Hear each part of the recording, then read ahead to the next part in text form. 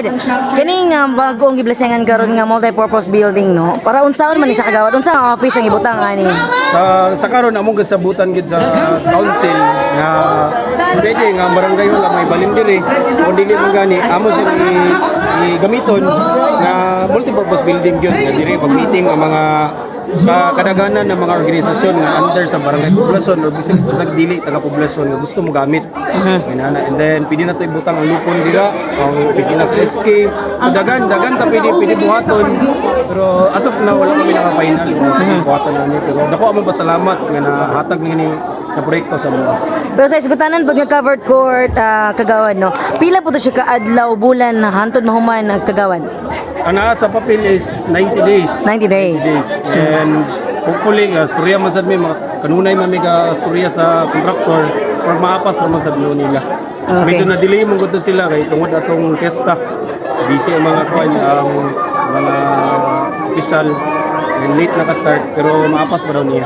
Pero so far kagawad noon sa magining gibati isip komitiba sa infra. Lipay kayo. Sama sa yung kakaniya sa ceremony nato sa program. Lipay gid ka. Ang mga saan man na sa itong mga liderato, ilang mga promise na matag silang programa, proyekto sa kalambuan, sa kalambuan sa katawhan, sa komunidad. Especially sa barangay poblasyon, nakadawas ating multi-purpose building, and covered court na sa likod. So kagawad no, basin na doon na kay mensahe sa mga nagpaluyo sa mga proyekto labi na kay dulan jud sa 10 milyones ang gitunol sa barangay poblasyon. So grabe ka, best kaayo ang barangay poblasyon kagawad no. So ako mensahe una gid no sa kuan sa ato ang inaan sa lungsod sa Taguluan, Mayor Tony Nadia Imanilipe.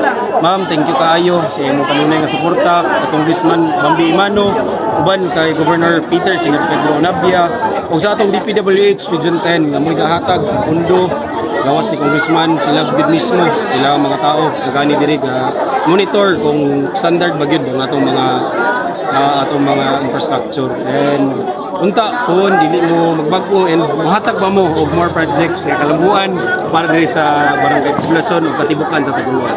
Daghang salamat kagawad. Thank you. Thank you.